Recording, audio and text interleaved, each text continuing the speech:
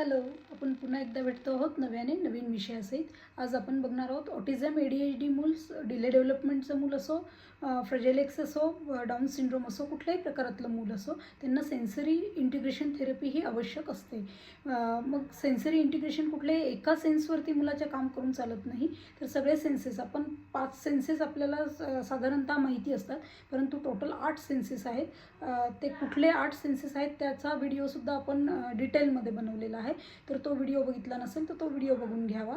आणि मुलांच्या सेन्सरी इंटिग्रेशनवरती जर आपण एकत्रितरित्या काम केलं तर मुलांचे बरेचसे प्रॉब्लेम बिहेवियर आहेत किंवा इतर कुठल्या गोष्टी आहेत. मुलं साध्या साध्या सूचना समजत नाही आहे, मूल साध्या साध्या गोष्टींकडे बघत नाही आहे, मुलाचं अटेन्शन नाही आहे, मूल आवाजाला प्रतिसाद देत नाही. तर या साध्या साध्या गोष्टी आहेत, पण या सेन्सरी इंटिग्रेशननी सॉल्व्ह होतात हे पालकांच्या लक्षात येत नाही.